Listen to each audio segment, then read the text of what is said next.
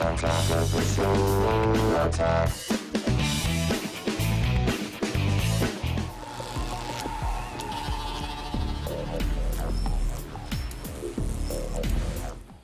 a Sony phone! That means we can talk on it, right? Sony Ericsson is putting a unique spin on their latest Android phone with the Xperia X10. Not only does it have a 4-inch touchscreen and 1 GHz processor, but it includes Timescape and Mediascape, features that put all of your communication and media into one place, so you won't have to open a ton of apps. It also includes an 8-megapixel camera with a flash and 8 gigs of storage for free with a contract. The Xperia X10 is Sony Ericsson's flagship phone. It has a lot of hype to live up to, but it looks cool. Yeah, it doesn't look too bad. Yeah. It's about the same size as the iPhone, but the screen is noticeably bigger and it's a little thicker. Let's get the screen on. It also has a smooth curved back, which fits nicely in your hand. Are you a fan? Yeah, I'm a fan. What, are you laughing at the wallpaper on that? Yeah. Oh, silly cats.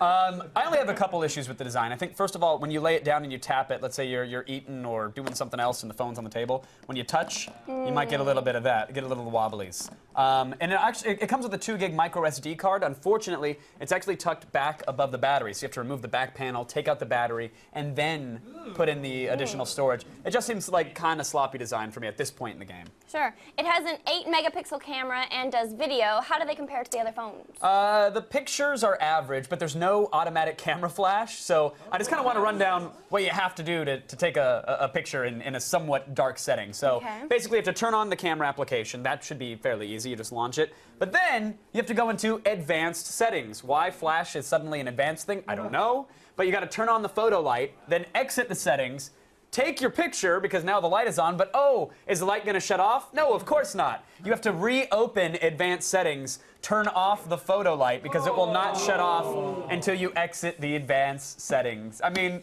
come on, what is this, 2009? What? Come on! Wow. I'm upset about it, Sarah, is what I meant to communicate right there. I'm sorry. I just got a little worked up. It's okay. A little worked up. It's okay.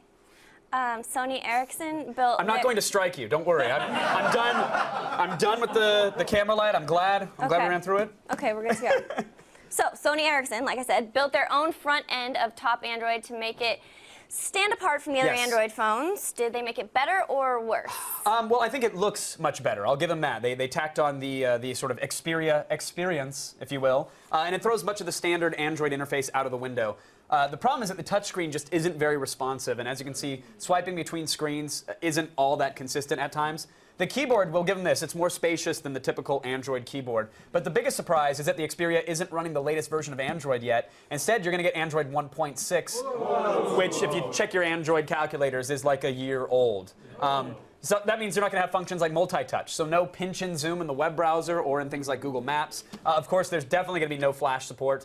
Now, they're saying the update should arrive within a month or so, but we have to review the phone as is right now with the promise that it'll get better. And the fact that it's a year-old version of Android is a little rough for a phone that they're just launching. Okay, so now that we got the bad news out of the way, what's the good news? Let me find it. No, there's something here. No, there two of the best additions are actually the bundled Timescape and Mediascape apps, and these are proprietary to the phone, which is cool. Timescape, as you can see, is a social browser that presents things like your email or status updates from Facebook or Twitter as a stack of cards that you can flip through. It's not necessarily more efficient, but damn, it's pretty like. You can tap a card to read the full post. You can tap to see all updates from that person. And Mediascape is an app that stands out as a much better media player than the standard Android player. You can browse all of your music, your videos, your pictures all in one place.